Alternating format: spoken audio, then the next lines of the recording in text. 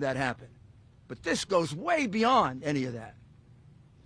And let me also add that this isn't happening just here. We have exactly the same lawsuit in Wisconsin, where exactly the same thing happened. Except in Wisconsin, mysteriously at 4 o'clock or 3 o'clock in the morning, about 120,000 ballots appeared.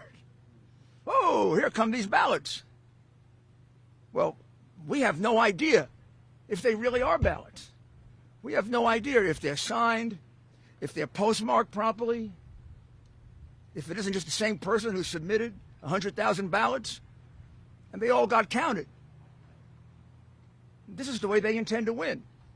Now I'm informed by former Congressman Sweeney, who's been going around the country and collecting this information, that similar situation in Arizona, similar situation in Nevada, and a similar situation, what am I missing, John? Where are you?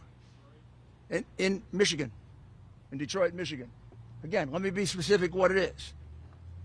This whole new thing that never happened before in our country, these mail-in ballots, which has been a cause of real concern for everyone because they can easily be fraudulent.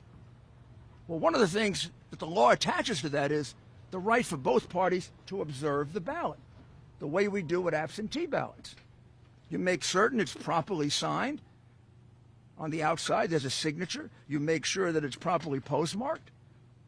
You make sure that it's properly addressed, and then you pass on it. A number of these are often challenged by the Democrat representative or the Republican representative. We never got a chance to look at a single one of them. The gentleman here who did this for us says about 100,000 ballots went through that process in the 20-plus hours in which they wasted his time by not allowing him to see a single ballot. Well, that's 120,000 ballots that should just be taken out of the count. So you want to look at that number, that 120,000 should come out. And this is an area in which Biden is getting 60, 70% of the vote. I don't know if this is going on any other place, but it is going on in with enough frequency in Wisconsin that we've brought suit, and now we'll have to look into 3 other places. What it says to me is this is a concerted effort of the crooks that run the Democrat Party. And you know these big city machines are crooked. You know that. 20 years, 30 years, 40 years, 50 years, 100 years of one-party rule leads to corruption of all kinds. Voter fraud is one of the biggest because that's how you keep your power. But we're not going to let them get away with it. They're not going to steal this election. This election gets decided by the people. These people, the elite, they don't care about the people. The people are the deplorables, the chumps. They're not important. To President Trump, he's the whole reason that he ran for office. And he's the whole reason for which he's carrying on this campaign, so that your vote can mean something, so that your vote doesn't get wiped out by 100,000 fraudulent, meaningless paper ballots that no one gets to observe. So we are going to continue the lawsuit here. We're going to bring a second one, and then we're going to bring a federal lawsuit. And we're going to take a very good look at whether we bring this nationally. We certainly are going to bring it here and in Wisconsin. Quite possibly we'll do a national lawsuit and really expose the corruption of the Democrat Party. But this is beyond anything I've ever seen before. This comes when you think you have so much power and you own the media that you can do anything you want. Well, sorry. We're going to fight for the people. We're going to vindicate their right. And the ultimate result is President Trump has won Pennsylvania. I've never heard of a count where you're ahead by 400,000 with 80+% counted, and they haven't called it for you yet. They called California the moment the polls closed. How many votes do you have to be ahead to win, for a Republican to win here? How many votes do we have to be ahead? 400,000 is not enough? With 80+% counted, I think there's only 14% of the vote to go. Do you think we're stupid? You think we're fools? You know something? The Democrats do think you're stupid, and they do think you're fools, and that's why you get called deplorable and chumps. It's over. We're going to stick with this. We're going to win this election. We've actually won it. Just a matter of counting the votes fairly. So I'd like to ask the former Attorney General of Florida, Pam Bondi, to explain what's been going on at the polling places, which is just as dastardly and just as criminal. Thank you, Mayor.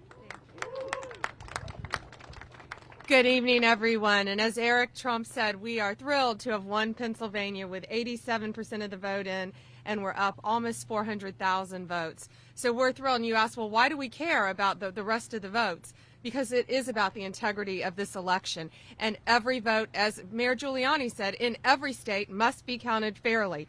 What we have seen, and we have a video of it that we will release to you, they put up, it looks like a police barricade all the way around the perimeter, and they are keeping our poll watchers back approximately 30 feet, at least 30 feet. You can judge for yourselves. They would not let them look any further. There is a gentleman there by the name of Seth Bluestein, who is an assistant to a city commissioner, and he is wearing a badge the size of a baseball. And as far as I know, he's not a sworn law enforcement officer. So it looks like intimidation to me, with a police barricade and a man wearing a huge badge around his neck. He told them they can't come any closer. He said the reason was because of they can't interfere with the process, and then something about COVID. Well, we all know at the polls you have to stay 6 feet apart. Our poll watchers have no problem with staying 6 feet away. Yet they weren't allowed to do this. So we're going to release that video to you because then they also had binoculars. Our poll watchers brought out a pair of binoculars. They were shut down on the binoculars, but then they were told, well, okay, you can use the binoculars. So that's a concession that we are allowed to observe the ballots. Yet clearly when you see how big the room is, you cannot see every ballot. You can only see with the binoculars the ones that are closest to you. So that's a concession by them, and they're still not letting us see this. So we need to fix this. We need to remedy this now because we've won Pennsylvania, and we want every vote to be counted in a fair way. Thank you, and I'd like to introduce Corey Lewandowski.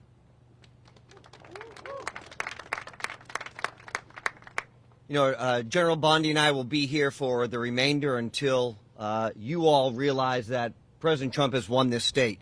We have now officially declared the state of Pennsylvania Trump country. Until the last vote is counted, General Bondi and I will be here. I'm sure we'll be in constant communication with you. We will be releasing that video shortly, and we appreciate your time. There'll be no questions today. Thank you very much. Jeremy, this is a gentleman, I'll have him introduce himself. This is a gentleman who volunteered 2 days of his time in order to do a civic duty and was obstructed in a horrible way by the crooked Democrat machine of Philadelphia, which really has been around so long. It's a shame. Hi, thank you, Mayor. Jeremy Mercer, and I was at the polls or at the pre-canvass yesterday from 7 a.m. until just after midnight. Back again this morning just before 8 a.m. until around 2:30, and as has been described very well, we're there, supposedly observing, but we can't see. We're further away than I am from you all here, at least 100 feet away from open ballots that go back out of our sight. We can't see them. We don't know what's happening to them. It's just, there's no way for us to meaningfully observe the process from where they have us. Could you tell us how many ballots approximately went through that process that you had no chance to observe? Based on the counts that we've heard, it's about 125,000, maybe more. Well, so that should be deducted from the count. Those are ballots that were counted in violation of the law without an observation. And since this is a novel procedure, this mail-in thing, observation is particularly important to satisfy the possibility that you can defraud. This isn't as if you come in and show an identification. So that's what we're going to be seeking here and in Wisconsin, and quite possibly nationally, if there's as much evidence in Arizona and Nevada and Michigan. No questions right now. Thank you. Thank you very much, guys. Really appreciate it. Thank you.